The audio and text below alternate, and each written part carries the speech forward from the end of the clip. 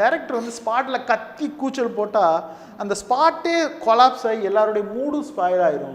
அதை செய்யக்கூடாது அப்படிங்கிறதுல ரொம்ப ஒரு கவனம். அப்படி கோபம் இருந்தால் அமைதியாக இருப்பார். எங்களுக்கு அந்த அமைதி தான் பேராபத்தாக இருக்கும். என்ன அப்படின்னு பல்ல கடிச்சிட்டாருன்னா எனக்கு வந்துலாம் நானாக ஃப்ரீஸ் ஆயிடுவேன். நான் வேலை செய்ய மாட்டேன், அப்படியே நின்றுவேன், ஒரு வேலையும் செய்ய மாட்டேன். அவர் திருப்பி வந்து என் மேலே கையை வச்சு என்ன பலா அப்படின்னு சொன்னார்னா ஓகே, அவர் கோவலாம் அடங்கிடுச்சு அப்படின்னு அர்த்தம்.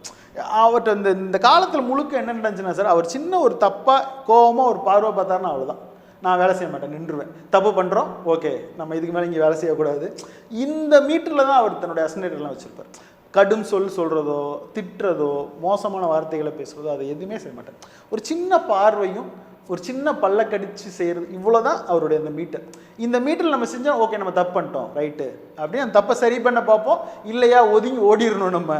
இதுதான் எங்களுக்கான அந்த மீட்டர் சார். இன்றைக்குமே நான் அவர்கிட்ட இன்றைக்கும் ஒரு க்ளோஸ் ரிலேஷன்ஷிப்பில் இருக்கிறப்ப சின்னதாக அவர் வந்து ஒரு மனசு சங்கடம் மாதிரி ஒரு சுச்சுவேஷனுக்கு எந்த நிமிஷமும் கொடுக்கக்கூடாதுங்கிறதுல இன்றைக்கும் கவனமாக இருக்கும் நாங்கள்.